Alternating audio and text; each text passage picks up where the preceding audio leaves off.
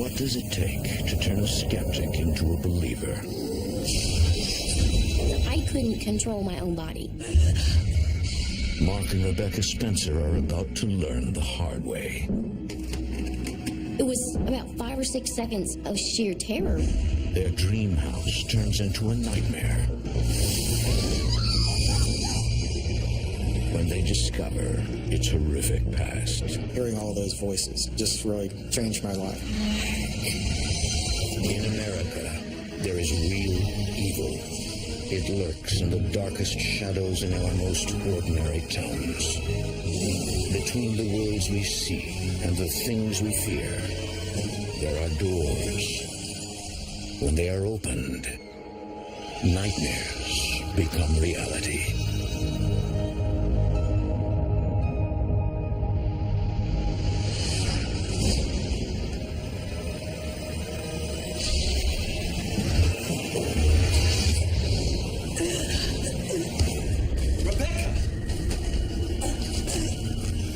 What's wrong? I saw something. A ghost.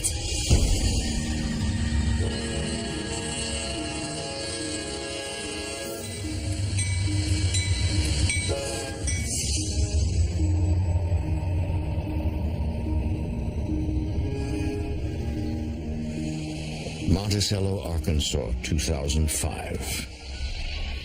For the past 18 years, Mark Spencer has been a department chairman at a university in Oklahoma, but he's interviewing for a new position at the University of Arkansas. I ended up coming out here for the interview. Rebecca and the boys came with me, and we found the town charming, and I was really drawn to the sense of history here. Look at that one. While out walking one afternoon, a large mansion catches Rebecca's attention. We just looked at it in almost disbelief that a house like that existed because it was so unique. If we're going to move here, I want that house. I was rather drawn to Monticello in a somewhat mysterious way, I suppose. I could have stayed where I was, which would have been safe. I would have made more money, but I just really felt drawn to the town.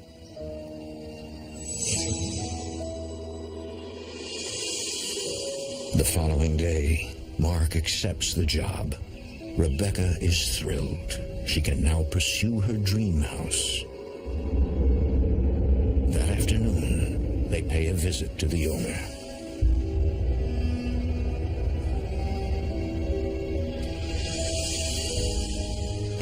I wanted that house. Short of the devil walking out the front door, I was going to buy it. It was all kind of gloomy and eerie. What am I supposed to say? I'm just telling you the new dean of the university and you love the house. If she doesn't slam the door in your face, tell her you want to buy it.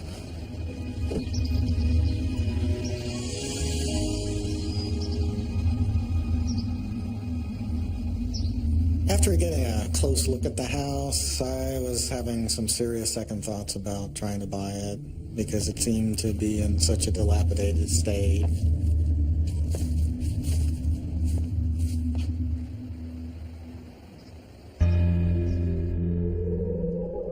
But what Mark doesn't realize is that this house is not dead.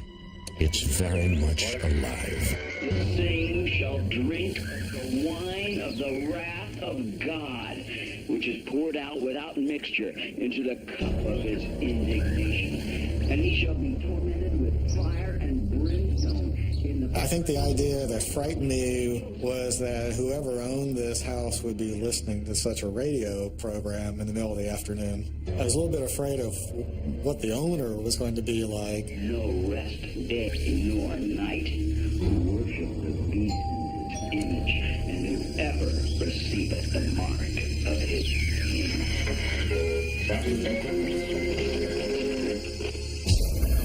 I was glad that nobody answered the door.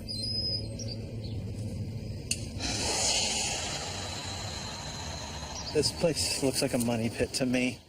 Although the house is in disrepair, there's something about it that still fascinates Rebecca. I think he was trying to discourage me, but it didn't work. I still wanted the house. It didn't matter. It didn't really matter what he said. The Spencers ask everyone they know about the house on North Main Street, hoping someone can lead them to the owner. We thought maybe we could go to a real estate agent, and the real estate agent could approach the owner and see whether the owner might be interested in an offer. We're interested in a particular house. Great. It's the one on the corner of North Main and Oakland. You mean the Allen house? Hasn't anyone told you? It's haunted. I just figured, it's a small town. Every small town has a haunted house. And she just said, well, that's not the kind of house you want to talk about. It's not for sale or anything, and the woman that owns it would never sell it anyways. I'm sorry, but I can't help you with that house. I didn't immediately assume that there was something weird about the house. No, I was more inclined to think there was something weird about the real estate agent. In the meantime, Mark investigates the haunted history of the Allen house. He wonders if the rumors are true. I did an internet search one day, just, typed in Allen House, Monticello, Arkansas, and a whole bunch of websites came up, and they were all about paranormal activity associated with the house. And apparently the house had a reputation for paranormal activity for over half a century. The house was built in 1906 for Joe Lee Allen, one of the wealthiest businessmen in Arkansas. Allen had 3 daughters. Liddell, the middle child, was apparently his favorite. Liddell Allen got married when she was 19. The marriage didn't last.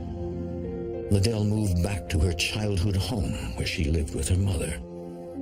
It was there that she committed suicide on Christmas night, 1948. No one knew why.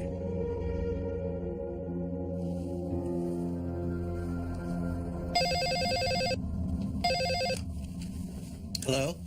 Is this Dean Spencer? I got a call from the owner of the house, and she said that she understood that I wanted to buy her house. She said that she would have to meet us, and after she met us, she would decide whether she would consider talking about selling the house. Mark and Rebecca will need to wait several weeks until the owner returns from an out-of-town trip.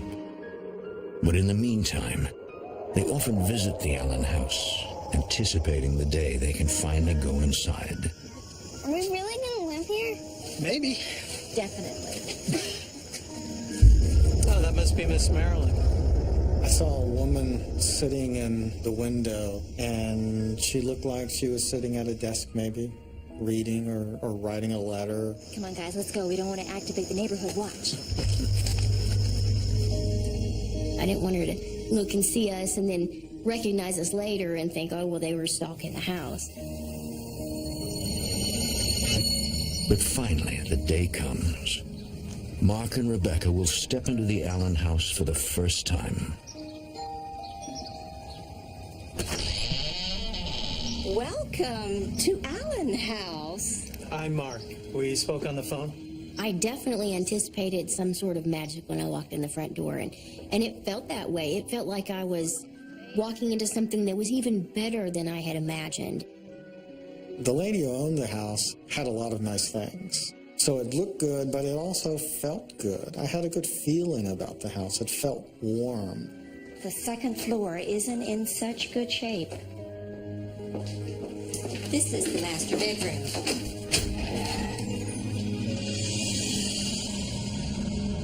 Is this the room that overlooks the street? Yes. I immediately could see that this was the second-story room in which we had seen the woman in the window.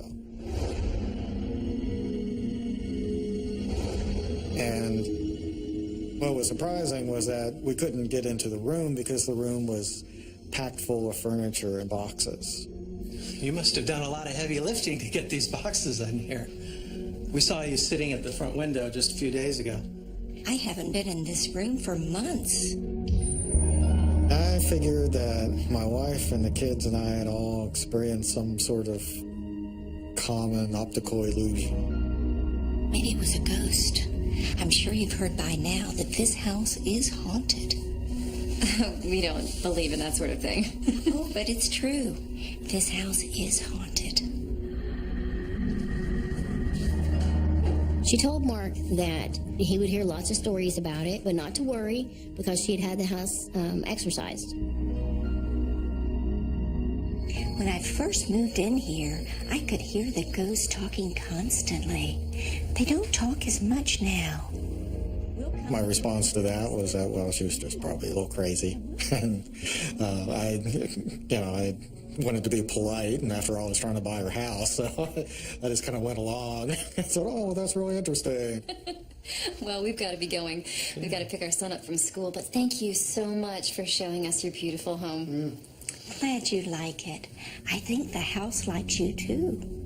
That's when she first came out and said that she was thinking of selling her palace and that God must have brought us to her because we were the types of people that she would want to sell her palace to. But yes, I think I'm supposed to do this. She said that she was surprised to find herself saying that because she never thought she would sell the house. But she had a feeling about me and Rebecca. She said that for some reason, she felt that we were meant to own it. Done. Oh my goodness, I have to hug you. But little do they know, they're moving into a house with a very dark past. We felt that the house needed to be saved and that we were the ones to save it. Perhaps Mark and Rebecca were chosen to own the house. But just what were they chosen for? You ready to buy a house?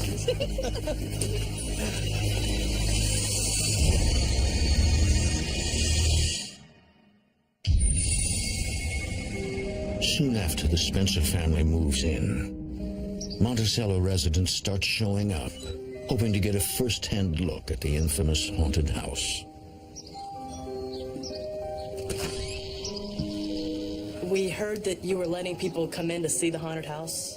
They would show up at the door and they would say, hey, we want to come and see inside. And I'm like, well, I don't know who told you you could come inside my house, but you can't. Would you have a stranger come into your house and look around? No.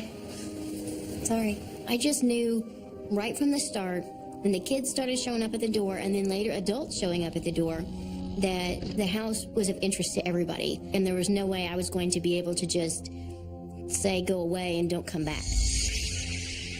In the following months, the Spencers concentrate on renovating the historic house. Have you been at this long? Just started, actually. I convinced Lauren to take the kids.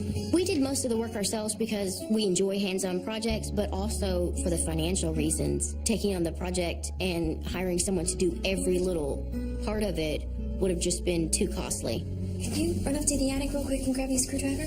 No problem. I was working 50 to 60 hours a week at the university, and then every spare moment I had, I was at home working around the house. I don't think that I could have worked as hard as I did on the house if I wasn't so much in love with the house. While Mark loves the house, he's also mystified by it. The attic, in particular, holds great mystery.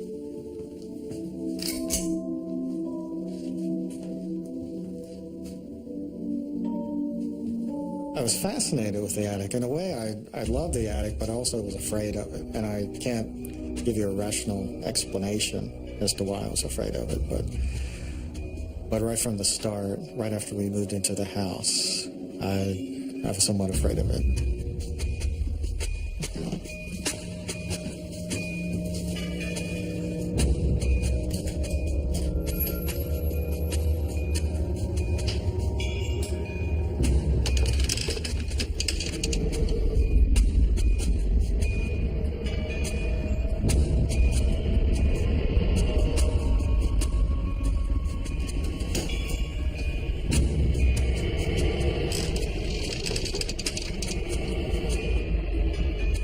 Mark's uneasiness grows. Someone or something is watching him.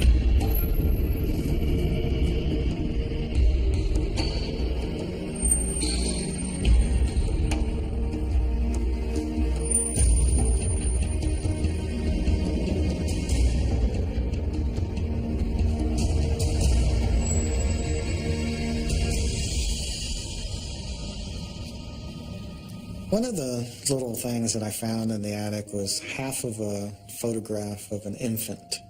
And on the back of it was enough of an inscription to determine that it said Miss Liddell. And I wondered, why would anybody tear a photograph of a baby in half?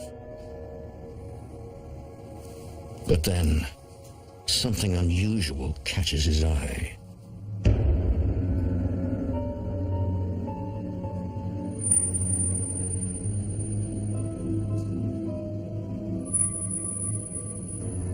I stood there kind of mesmerized because it was such an interesting play of light and shadow, I thought. I was trying to figure out where the light was coming from and how my shadow was getting cast all the way on the other side of the attic.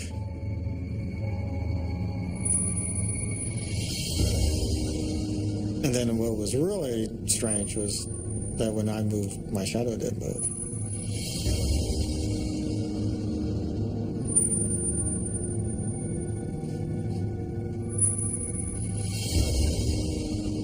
And I thought, oh, okay, well, I've been working too much.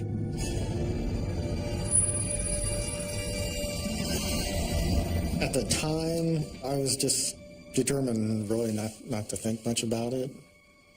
I figured, well, there must be some explanation. I just don't have it at the moment.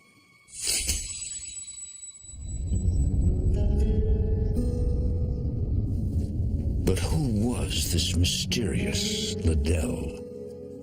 The next day, Rebecca follows up and discovers that this woman grew up in the house and later died of an overdose at the age of 54.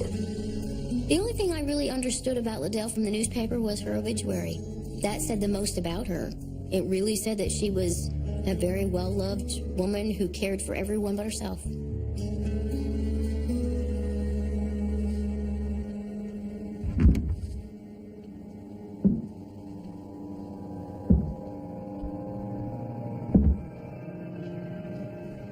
I heard 4 very heavy footsteps above me in the attic.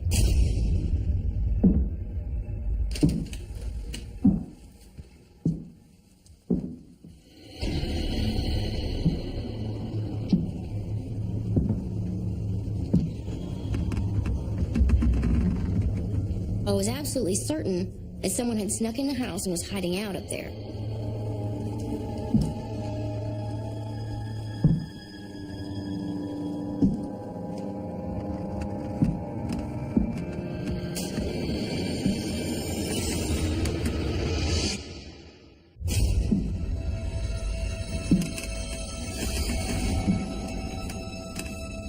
After hearing footsteps in the attic, Rebecca believes an intruder has broken in.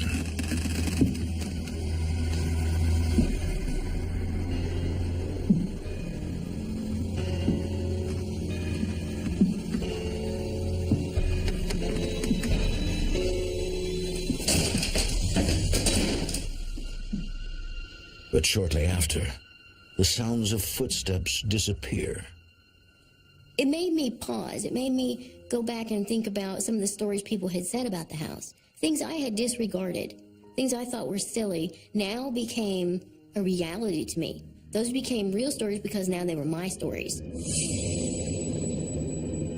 In the following days, the Spencers discuss a more concrete problem with their new house.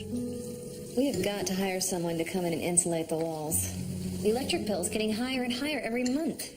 We were quickly going broke doing these renovations. Paint and wallpaper and lumber, all of these things are pretty expensive. Oh, we got a letter from those ghost hunter people. I'll take a letter any day over people just showing up on the front porch. I had to turn another one away today. She must have been 90, and she was pushier than the kids, as if she expects us to give guided tours. Well, why don't we? I mean, Halloween is coming up. We could charge $5 a head. It would help pay for the renovations. Well, when Rebecca came up with the idea of giving some tours at Halloween, I thought, well, it can't hurt. On Halloween night, the Allen House opens its doors to the public for the first time. You're not going to believe this. The line stretches all the way around the block. I thought it'd be great if 50 people showed up and paid to tour the house. And we had 600. Welcome to Allen House. Some of the people, when they came up on the porch to wait for their turn to go in the house, were so scared that they were shaking. They thought something was going to just jump out and get them, and they were going to have a real, true haunted experience. The Spencers have hired a group of local students to lead the tours. All right, first group, follow me, please. One of those students is Shane Curry. That first group was really more interested in like the ghost stories. That's what they really came for. You've all heard about Liddell Allen, who supposedly haunts this house. This is the room where she killed herself. Right over there. It was Christmas Eve, 1948.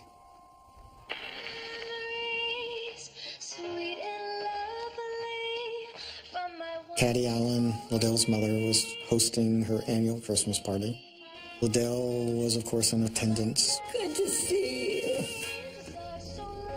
you. We'd heard some accounts of the Christmas party of Liddell seeming a lot more somber than she usually was. By the end of the party, Liddell appeared disheartened, but no one could understand why an otherwise cheerful woman seemed so depressed. At one point late in the evening, she prepared herself a plate of hors d'oeuvres and a glass of punch, and she went upstairs.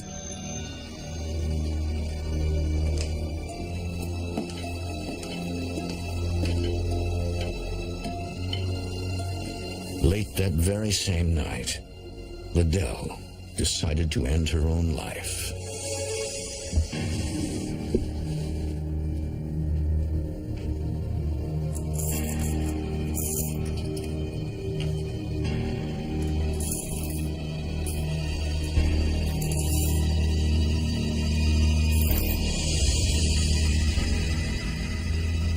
She suffered for about a week before she finally passed away. Her mother came home and sealed up this room. No one came in here for the next 37 years, until the Allen family sold the house. That's when the ghost stories began. You don't actually believe those stories, do you?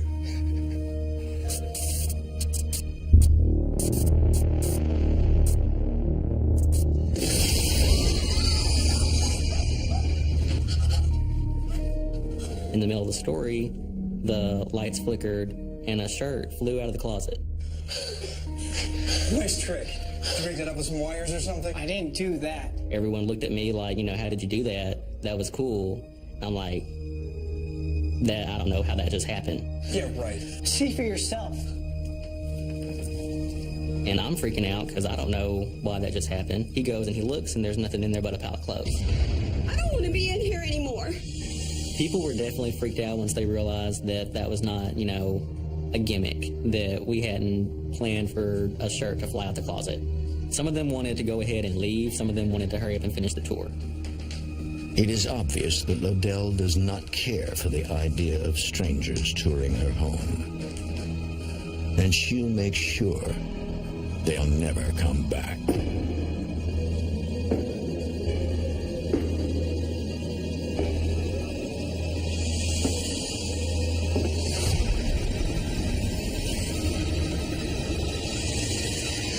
For more A Haunting, go to DestinationAmerica.com. A simple tour of the haunted Allen house has turned into much more than anyone planned.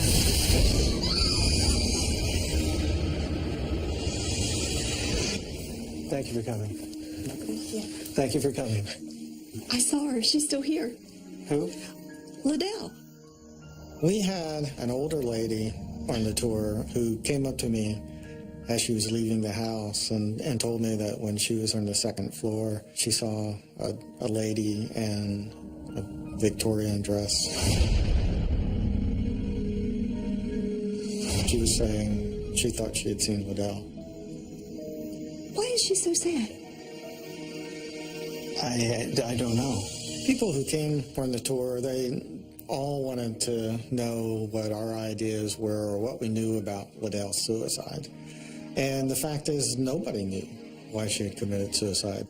Thank you so much for opening your house to us. I'll never forget this. I saw her.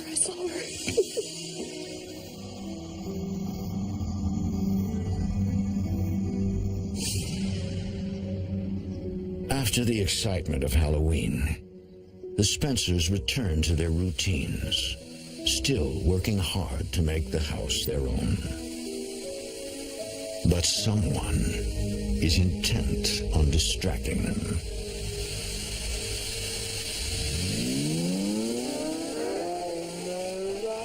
I'll give to him, and we will start anew. When the stars above make my wish come true, then my memories will never be lonely. When the one and only returns to me. I put the needle down, it stopped instantly. And what's odd about that is that it's wound up with a spring. So if someone had actually wound it up and you were to put the needle down, it would either play or it would just slowly wind itself out. But it stopped instantly, so it wasn't wound at all. Rebecca goes upstairs to tell her husband what she saw. But something stops her dead in her tracks.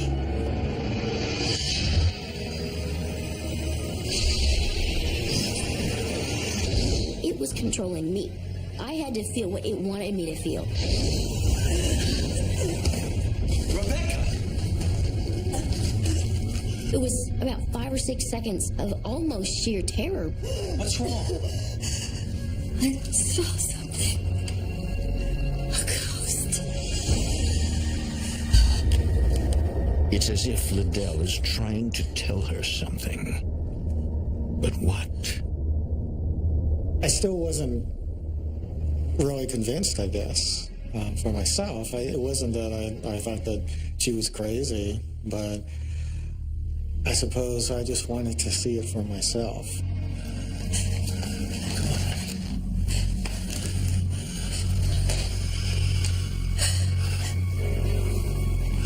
I think maybe it's time we let one of those paranormal groups come and investigate. I wanted concrete evidence of paranormal activity before I was going to be able to say, yeah, this house is haunted. The Spencers invite a team of paranormal experts from Louisiana Spirits to conduct an investigation of the Allen house. Among the investigators is Bess Maxwell. You could feel the history of that house, and you could feel the house. I don't know that I've ever been any other place that you could just feel the spirit of the house like the Allen house. We really didn't understand what the protocol was for having paranormal investigators in one's home. So we sent the kids off to friends' houses for the night, and Rebecca and I decided that we would go out and leave the house to the investigators. We've never left anyone alone in the house before. Don't worry. We do this kind of thing all the time. We'll be fine. Rebecca Spencer's concerns were, she always felt that the Allen house had its own distinct personality. She looked at the house as being almost a person in and of itself. And she was just kind of worried that, as strange as it sounds, the house would not like us being there. You ready? I guess so. That night, I felt that something was a little off. Mark felt something was a little off. We just weren't sure what to do, so we chose to leave. But I think we both knew right from the start that we shouldn't do that.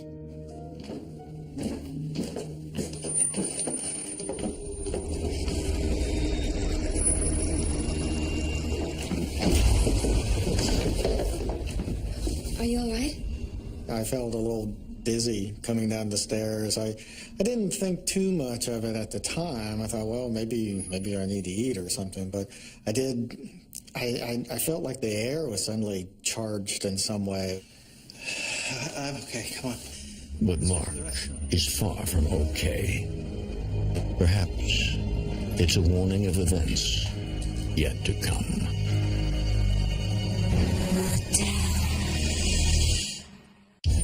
After Mark and Rebecca leave for the evening, the investigators continue their attempt to solve the Allen House mystery.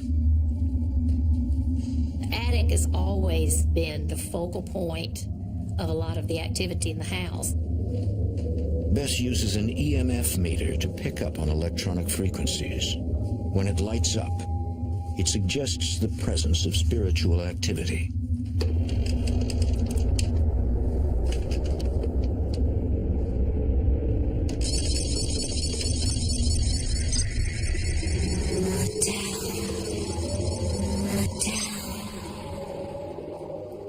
I thought that one of the other investigators was coming up behind me and had just said her name. She had not been behind me. So where the voice came from, I don't know.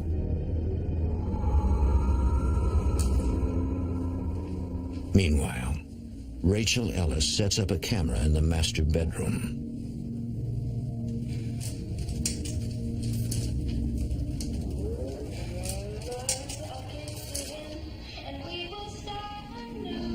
I could hear a lady singing really softly, but there was nobody in there with me. Maybe nobody inside.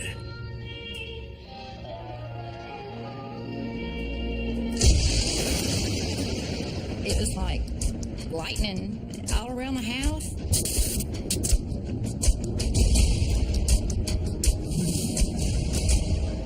What happened? I don't know. Everything is dead except the audio recorders. All electricity went out. There was no electricity whatsoever, but our recorders were still up. I saw sparks outside just before the lights went out. It must have been a transformer. The neighbors still have power. Then we realized that, well, it could have been the transformer because we were the only house with no electricity. The houses next door, on either side, the house across the street, their lights were on. So it was just us. I better call Rebecca.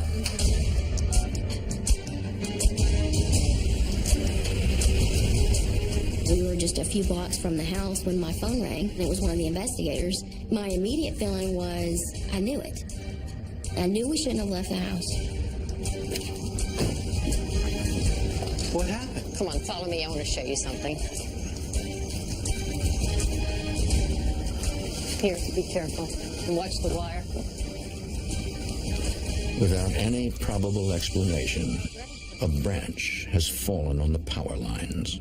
I'm not a big believer in coincidences, so it just seemed too odd to just say, well, it's just a limb just happened to fall off the tree just as we were about to begin our investigation. It was just too strange. It's perfectly still. There's no breeze. It's not raining. The tree limb is a big leafy limb, or what appears to be a perfectly healthy tree. Since most of the equipment that the investigators use is electrical, the blackout effectively ends the investigation. A few days later, Bess Maxwell returns with surprising news. We taped this a few seconds after the power went out. During their investigation, they record several disembodied voices, known as electronic voice phenomena. What happened? I don't know. Everything is dead except the audio recorders. I saw sparks outside just before the lights went out. It must have been a transformer.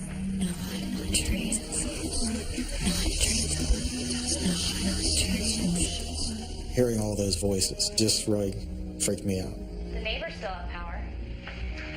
I better call Rebecca. I've never heard anything like this. And there are more. Hearing all the EVPs that LA Spirits had recorded during the investigation really changed my life, I think. For me, the truly amazing thing about this is that the voice seems to be responding to us in the moment, as if it hears what we're saying and it's trying to talk to us. A lot of the things that we do deal with residual hauntings, which are not intelligent hauntings. It's just like something playing all over and over and over on a tape recorder. You can get EVPs from that too, but this was not that. This was an intelligent haunting. This was a spirit in the house that had an agenda. This spirit wants something from us. What does it want? Well, that's what we have to find out. We thought if we could reveal why Liddell killed herself and what was going on with her, maybe then she would be done with her earthly business. The Spencers continue to be haunted by unanswered questions about the suicide of Liddell Allen Bonner. It's a mystery they cannot ignore. Mark has tried to understand things rationally, but now his instincts take over.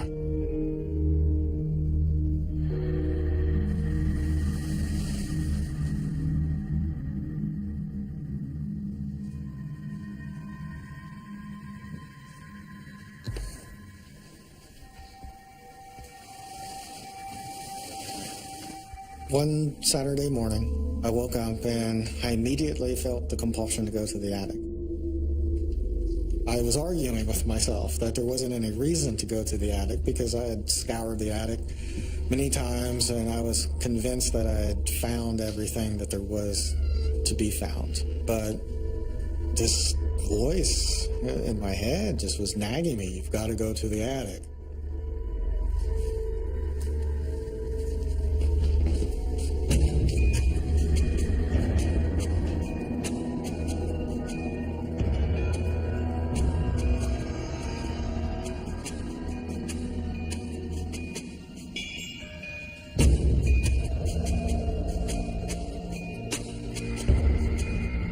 I looked down at that opening, and at first I didn't see anything.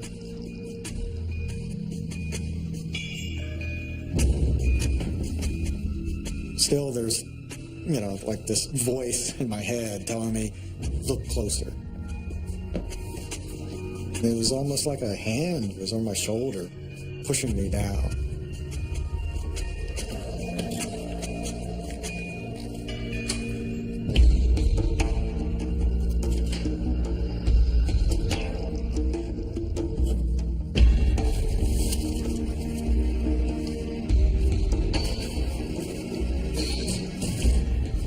The large brown envelope, and it was full of smaller white envelopes, and these were all letters. And they were all postmarked in 1948, and they were all addressed to Liddell Allen Bonner. They were all written to her, obviously, in the last year of her life. I thought that I was dreaming. I really was waiting to wake up. Mark is one step closer to solving the mystery as he's about to discover the shocking truth of Miss Liddell Allen.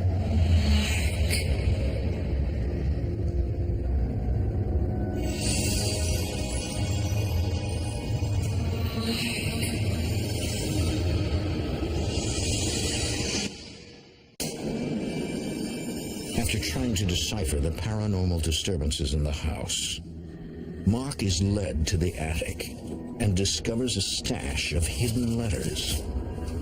The truth behind Liddell's suicide is finally before him.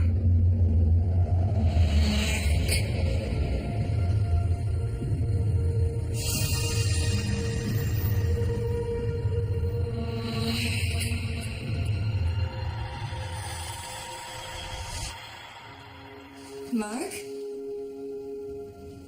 I literally blinked fast several times, and it was Rebecca coming toward me. What's wrong?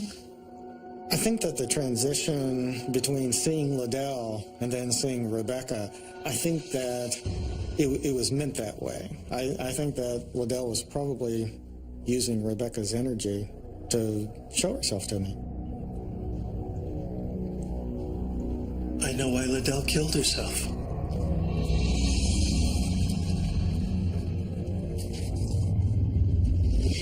Later that afternoon, Mark and Rebecca read through all 82 letters, hoping to unveil the mystery behind Liddell's secret past. Obviously, these were letters from a man who was madly in love with Liddell. You certainly are as near the Dell I knew years ago as you could possibly be. Liddell's admirer was a gentleman named Prentice Hemingway Savage. Prentice was vice president of Texaco Oil in 1948. He lived in Minneapolis, Minnesota, but he had grown up here in Monticello. Liddell and Prentice dated as teenagers. Years later, as adults, they rekindled their love. Hello, Dell. But this time, something was different. Prentice was married. In July 1948, Liddell arranged to meet Prentice in Milwaukee. It ended on a promise to spend the rest of their lives together. Liddell returned home, and they began making plans through a series of letters. But then, Prentice stopped writing. Reality just got in the way, and this man couldn't leave his wife because he couldn't accept the scandal that his wife would stir up in the newspapers because he was vice president of Texaco Oil. And on Christmas night, 1948, Liddell finally sealed her fate. I think that she hoped that Prentice would arrive, would show up, would surprise her. Michael, come on in. The man she loved never arrived. Her dreams were broken, and she gave up hope of ever being happy again.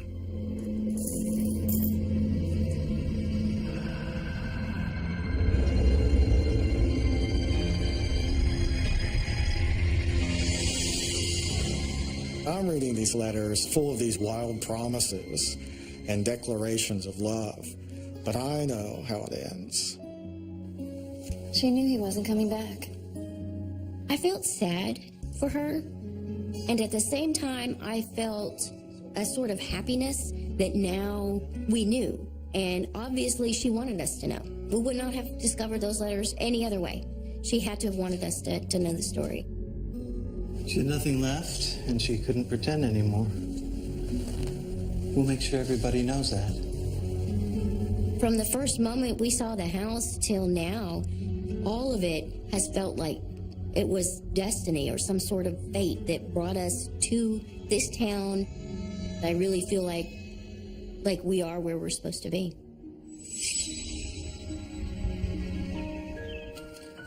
What I think I've experienced following my discovery of the letters is a greater awareness of Liddell's presence. I think that connection she made with me the day that I discovered the letters has, opened a sort of door, and there is a connection between me and her. Mark has no doubt that Liddell has chosen him to tell her story. He decides to write a book about his experiences, the house, and the truth behind the untimely death of Liddell Allen Bonner.